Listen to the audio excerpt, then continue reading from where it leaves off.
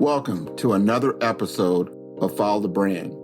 I am your host, Grant McGaw, CEO of 5-Star BDM, a 5-star personal branding and business development company. I want to take you on a journey that takes another deep dive into the world of personal branding and business development using compelling personal story, business conversations, and tips to improve your personal brand. By listening to the Follow the Brand podcast series, you will be able to differentiate yourself from the competition and allow you to build trust with prospective clients and employers. You never get a second chance to make a first impression. Make it one that will set you apart, build trust, and reflect who you are. Developing your 5-star personal brand is a great way to demonstrate your skills and knowledge. If you have any questions for me or my guests, please email me at grant.mcgaugh, spelled M-C-G-A-U-G-H, at 5-star BDM, B for brand, D for development, M for masters.com. Now let's begin with our next 5-star episode on Follow the Brand. Welcome to the Follow the Brand podcast. I am your host, Grant McGaugh, CEO of 5-Star BDM, where we help you to build a 5-star brand that people will follow. Are you aware that some of the most famous inventors, entertainers, scientists, athletes, musicians, and writers were diagnosed with autism? Albert Einstein, Dan Akroyd, Emily Dickinson, Armani Williams, Bill Gates, and Elon Musk. My next guest, Tahra Cessna, understands that no matter what traits of autism you or your loved one may have, a person with autism has their own unique strengths and abilities. People without autism often have a range of interests and can easily switch focus from one topic or activity to another and may not commit to excelling at one particular thing. People with autism may have a limited and a more narrow range of interests. This characteristic may contribute to the success that many people with ASD experience in life. By focusing on and maintaining one core interest for years or even for most of one's life, the person with ASD can use this interest to accomplish great things. Tahra Cessna is a board-certified behavior analyst and the Chief Clinical Officer for Positive Behavior Supports Corporation. She received her BCABA certification in 2008 and her BCBA certification in 2016. In the 13 years that Tahra has worked with the agency, she has supported growth from a small pocket in South Florida with less than 150 clients to serving individuals with unique needs across 24 states and Canada with nearly 7,000 active clients. Tahra has used this model as a springboard to develop new leaders and expand the organization from one region to 71 regions. Tahra's work with the agency and nearly 20 years of working in the field of applied behavior analysis have led to multiple publications on the topics of transitions, quality of life, and sexuality education, and afforded more than 100 speaking opportunities at the national and international levels. A former educator, Tahra recognized the deficits of public and private schools in her area, which led her to open the Treasure Coast Autism Project, or TCAP, a private nonprofit school for children on the autism spectrum. The school began in August of 2011, serving 11 students ages 8 to 11 in one classroom, and has expanded to help hundreds of elementary through high school students. Before her work with Positive Behavior Supports Corporation and the Treasure Coast Autism Project, Tahra was the director and founder of Behavioral Building Blocks, where she and her team provided wraparound applied behavior analysis services within a clinic and home and community settings to over 75 individuals with special needs over the course of 4 years.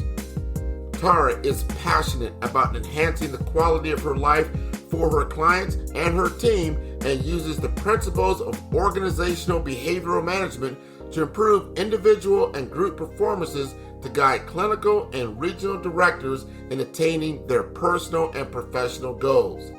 Let us welcome Tahra Cessna to the Follow the Brand podcast, where we are building a 5-star brand that you can follow. Welcome, everyone. Welcome to the Follow the Brand podcast. I like to pride myself that I showcase a lot of healthcare executives, healthcare professionals, people that are in the healthcare realm. And a lot of times we're hearing more and more about behavioral health. We've talked about mental health, but we haven't had a real focus on a subject that's out there with this autism. So I took it upon myself to take a look at some companies that are doing exactly that. And I came across Tahra, and Tahra has been doing this for a number of different years. I want her to introduce herself. We're going to have a candid conversation of what she's doing to help those that have autism and to help them in an elevated way. So Tahra, you'd like to introduce yourself? Sure. Thank you, Grant, for having me. I truly appreciate the platform. My name is Tahra Cessna. I am a board certified behavior analyst, and I work with individuals with special needs, and that ranges from autism to mental health, comorbidity of diagnoses, reactive attachment disorder, emotional behavioral disorder. But we specialize in autism for the most part, and I've been doing this for almost 20 years, working in the private homes, schools, group homes, all the settings that require the support to help individuals reach those quality of life goals that they're aiming for. I think that, first of all, I commend you. And so my first question, because, we're on a branding show, but the first question is, what attracted you specifically to this line of your career? I love that question. I'm asked that oftentimes. I was formerly a teacher in a general education classroom, and I had a student with autism in my classroom. And, as teachers, we get a little bit of behavioral training, but I'm not trained very well on the IEPs. Those are those individualized learning plans that they have, individualized education plans. And so I really was struggling with adapting my curriculum for the student. He was one of 13 of my 22 students that had an IEP, yet he was the only one with autism. So I reached out to my guidance counselor and my principal and tried to really seek some advice on how to teach the student, and they really weren't sure either. So I then sought help from our local CARD community, the Center for Autism and Related Disabilities. And a woman came out and observed my classroom, and she helped me kind of, arrange my environment in a way that would really help my student learn best, right? He's still getting the same information, just in a different way. And the way I would motivate and really structure those lessons to help him learn and grow. And from there, she was like, I think you would be a really great, back then there was no certification, but a behavior assistant. And so I thought I'd try it. I started driving several hours down south to observe families that had needs and learn about the position. And from there, decided to go back to school and get certified and start this new path of a career and a new chapter. And it's really, going from the classroom setting where I have that individual for 8 hours a day, but it's just that individual, to going into these family units and making an impact that reaches the far outskirts that I never thought I could have an impact on. I'm really making changes that last more than the day that I have them and more than the year that I have them. They're lasting for years and years and beyond. So that was really meaningful and impactful to me. So I wanted to land there as a career.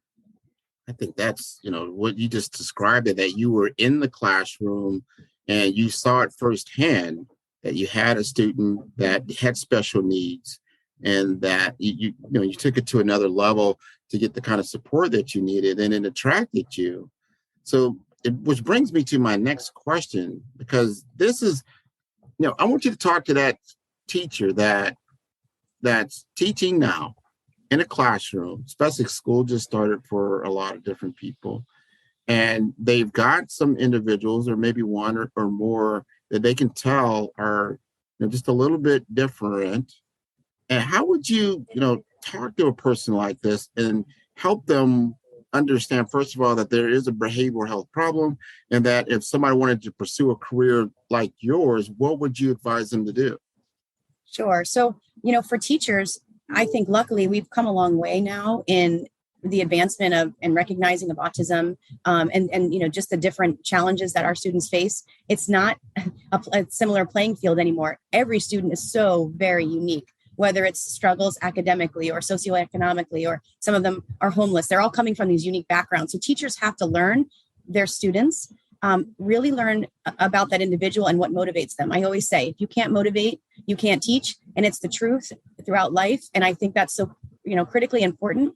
I want them to know too that we don't change people, we change environments, and that shapes behavior. So I can't make you do anything that I want you to do. However, I can change your environment to give you a reaction and a response that I want from you. And that's what I want to teach them, right? I really help them to understand the functions of behavior, why somebody does what they do, right? There's always a function. You and I together talking right now, there's a function of this behavior. And so when you know the root of those functions, you can then teach replacement behaviors. And I think it's important that we always include and we don't exclude. We don't think because these are more challenging that I'm going to put them in the back of the class. I'm going to not, incorporate the same academic requirements for this child as I would my other students. I think it's important that we adapt it, we chunk it, we break it down for them. We allow more frequent breaks. We allow more time. We allow, different ways of communicating it. They don't have to just put it into a laptop or to write it. They can say it, they can sing it, they can dance it, they can, whatever works for them to communicate that they understand. I think there's ways to do that.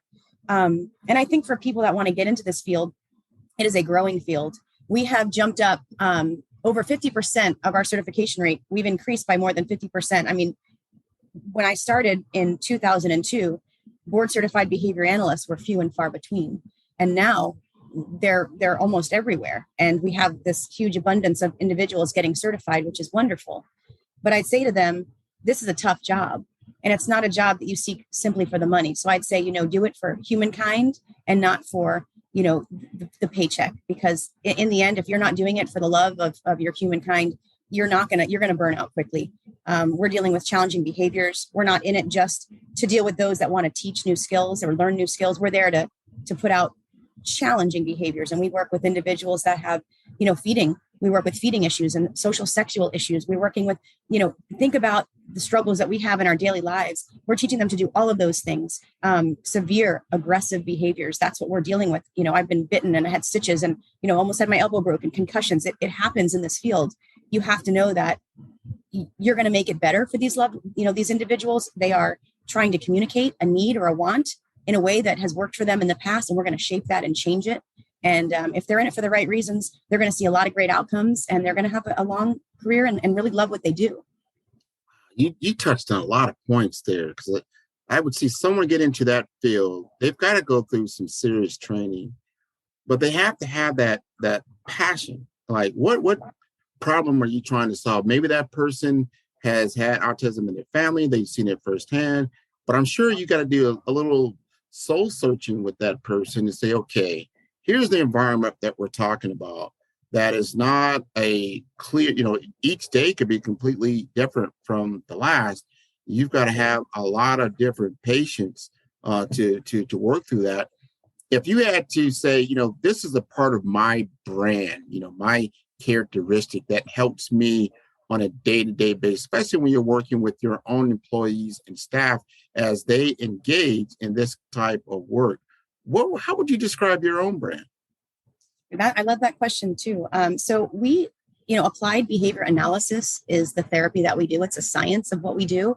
But here at my agency, Positive Behavior Supports Corp, we don't just do ABA, we do PBS. And what that means, Positive Behavior Supports, is an application of the science of applied behavior analysis. And what it does is it takes the treatment that we do and we put it in the hands of the individual that we're working with and their stakeholders, the parents, the siblings, the bus driver, the teachers, whomever is involved in that individual's life on a weekly basis, daily basis.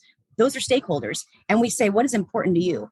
I can come in and I can do assessments and I can assess your behavior and I can identify what I think would be best for you based on, what I know to be good and true and right. However, if it's not meaningful, to you as the individual. If it's not impactful to your family at the end of the day, it's not sustainable.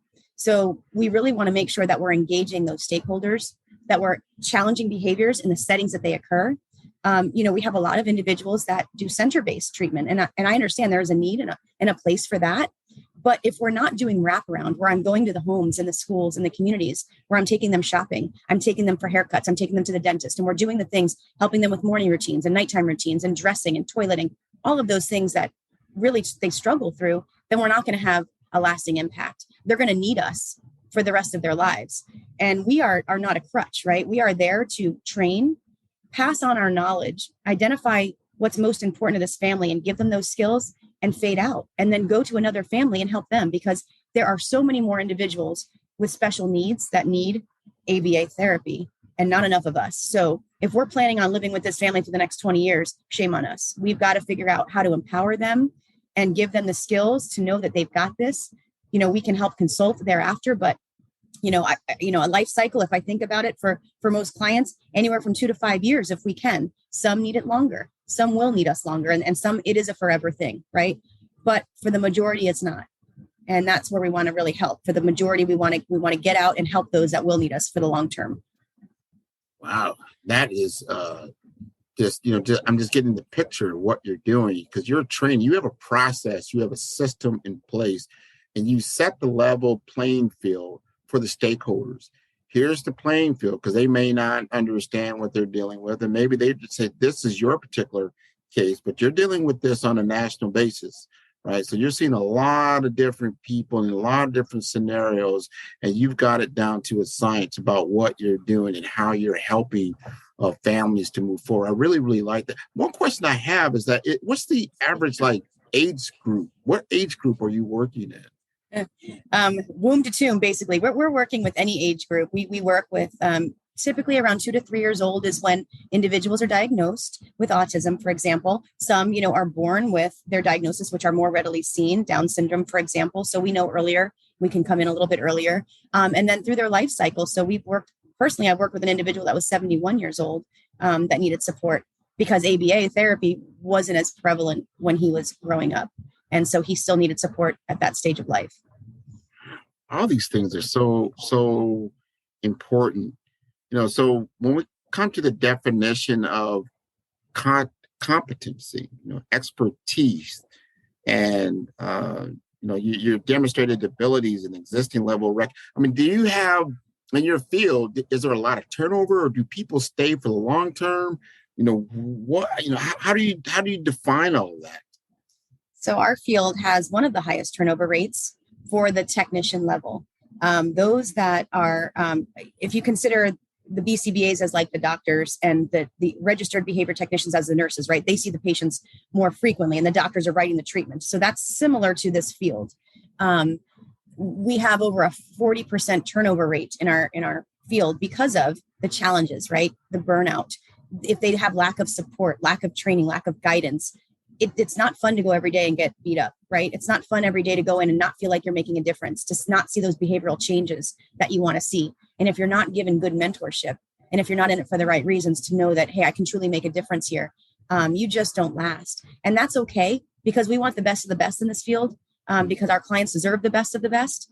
And so, yeah, it's high turnover, but for those that can sustain and get their board certification, there's more longevity for them, because we're no longer that frontline therapists where we're in the mix day to day. We're more on the back end doing training these frontline therapists, creating the treatment plans, empowering the families, doing trainings for school districts, and helping in a little more global capacity. But as a frontline therapist getting through it, it's very challenging, and they do a very hard job, and we so appreciate them. I now want to ask, walk me through a success story. Walk me through that you work with the client, for, like you just said, it could have been a couple of years, 5 years, where this person or this individual was very, very challenged, and there was breakthroughs, and they're in a better place, and they've written in, and you've gotten these, great testimonials and references. Walk me through some of those. Okay, so typically we're not allowed to share, information on our clients, but luckily this family, I've been able to get published with the research and the treatment that I've done for their daughter, so they are okay with me sharing their story. So I came into a family home several years ago for a 14-year-old female who was 280 pounds and 6'4". She was suffering, she had a diagnosis of autism, a lot of other medical issues, as well as she is suffering from post-traumatic stress disorder. She had fallen through a plate glass window. She suffered from seizure disorder and had fallen one time through during a seizure at school and cut herself pretty badly. So sliding glass doors were a trigger for her. She was nonverbal, extremely aggressive. Families were no longer getting her to school. She was not getting medical or dental treatment. They basically were like appeasing her. Anything she wanted, she got. She would eat a wedding cake. Basically, that was her reinforcer. Mom would get a wedding cake and she liked the icing on it. So mom would get her this wedding cake. And so she could eat the icing. And I mean, think about the things that we do as parents. Anything we can to not have our child hurt us. She had broken her mother's knee and her dad's elbow. I mean, we're talking serious injuries, serious loss. I mean, she had a lot of damage to the community. She damaged several vehicles. And so when I got there, I was assigned to this case after another analyst had quit. And, mom's first words to me is, "You're not going to last long. You're either going to quit or I'm going to fire you." And so, I'm like, okay, well, I'm so happy to be here. It was nerve-wracking to say the least, but, I was able to really come in and understand a lot about this client.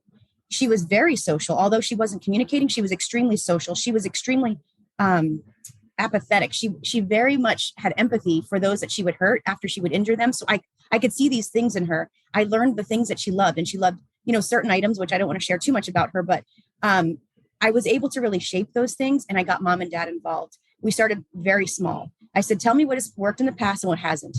I said, let me know what this looks like. Because I say, we're going to do social stories. We're going to start very small. We're going to use visual schedules. We're going to use picture books for her communication. Mom says, we've tried all that. It doesn't work.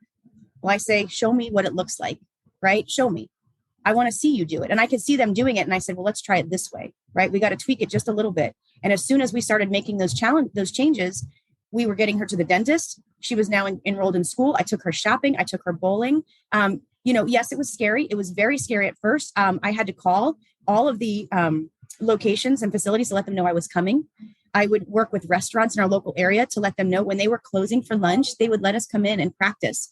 And yes, their place got messed up. She took out a couple of booths and, but they learned that, we covered the costs and we're going to work with you. Please help us to help her. And they did. Target was a very good one. Publix was a very good one. These are our local stores. They knew I was coming with her and they knew that there was going to be behaviors, and they allowed for us to shape her behavior and continue to come into those facilities. We looked at the times that they weren't as prevalent with shoppers, and we went in and we did what we had to do. And over time, she learned you're not going to get what you want by dropping, by kicking, by throwing, by hitting, by pinching, by headbutting. You're going to ask, you're going to use your words. If you want to leave, that you're going to say it nicely, and then we'll leave. But first, we're doing these things, and it worked. And I was with that family for 2 years, and over time, her. This episode is brought to you by 5-Star BDM. 5-Star BDM is a professional consulting and advisory group keenly focused on business development services for small to mid-sized businesses and entrepreneurs. Although every business is unique, they often share challenges that can be addressed through smart branding. Services include process improvement in operations, digital strategy and transformation, business intelligence, digital marketing, and personal branding. Our 5-Star business and personal branding company has helped a number of professionals and organizations to optimize and grow. The result is more business, more opportunities, better reach, positive outcomes.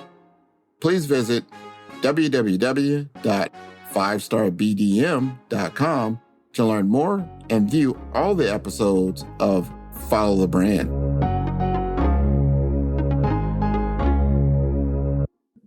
Teachers and her doctors, they were all very impressed with her changes. And so we did publish an article about the research that we've done there and the treatments that we did. And it was, me and the team and the parents, absolutely the parents, the work that they did. So that is a wonderful story. So one of my last questions I'm going to ask you is, I'm thinking about all the children and people that are out there that they don't ever be aware of your services. They don't even know how to get in touch with a service like yours.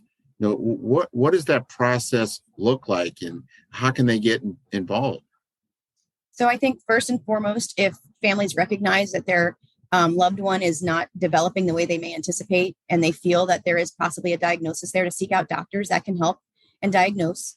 It's important that you do have a diagnosis, and this is private. Your medical diagnosis is private. You don't have to share that with the school. You don't have to share it with family members. However, it's good because if you have that, private insurance can cover those costs. State Medicaids can cover those costs, right? Medicaid waivers. Without it, you're paying out of pocket. So I want them to know, like, even if you don't want to share that and it's not really your cultural norm to accept these diagnoses, get them so that you can get the support you need. And then for our company, it's, you go on our website, teampbs.com, and you complete a referral. It's a 1-page referral. And within 48 hours or less, my team is reaching out to those families. We're really helping to get them started through the process. Depending on where families live and where they're seeking services, there can be a wait list. I mean, this happens. There's so many families that need services. So while they're waiting, we're trying to help them through, given the resources. And then we come to the home. We do an assessment. We evaluate what's working well, what isn't working well, where are the challenging behaviors, what are the skills that we're trying to teach, what are their interests and their likes, and then we pair them with the best team possible based on the age, the deficits, the strengths and interests, and start their team from there, start that process and journey. Wow. So that's good to know. My last question, I said I was going to say that was it, but I have just one more. And I would like you to frame a conversation to that technician that's out in that field. Maybe they've been working, 6 months now, and it's a challenging case, and things are maybe going different from where they thought they were going to go. What advice would you give to that particular person, and so they can understand it and then take it to another level? I think it's so important that we look outside of the resources that are in front of us and seek them from all around us. I mean, the internet, what a great resource we have, right? And there are so many courses we can take now. There's so much information out there to learn all we can about these challenging behaviors and what has worked in the past for others. So seek those that are with you, but also, continue to learn, always learn, read those books, read those articles. I think as long as we continue to get educated and help ourselves to figure out the best way to teach these individuals, the better it's going to be for us in our career, and the better outcomes these individuals are going to have overall. That is good. Great advice. So if someone needs to get in touch with you, so we have a pretty national audience, what would be the best possible way? If they want to get personally in touch with me, my email address, and hopefully we can put it out there, but it's, my first initial T, my last name is Cessna, CESSNA @teampbs.com. I'm happy to help any family that emails me. I guarantee I will email you back. We can get you started, help you get resources. Our company is currently in 24 states, and we are also in Canada. However, we're continuing to expand all the time. And, if we're not there, I'm going to help you find the resource for someone that is around and help you find the doctors and the facilities that you might need. Well, I tell you, this has been wonderful, wonderful, wonderful. I want to tell everybody that they can tune in to all of our episodes on Follow the Brand at www.5starbdm. That's 5, that's star, and that's B for brand, D for development, Informasters.com. And I thank you so much for being a guest on the show. This information is going to go so far. I can already tell that somebody's going to listen in like, this is exactly what I needed to hear and understand, so I can take myself and my loved ones to another level. So thank you very much for joining the show. I so appreciate it. And I hope so. I hope if we can help just one parent out there, it's worth it. So thank you so much for having me, Grant. Absolutely. You're welcome.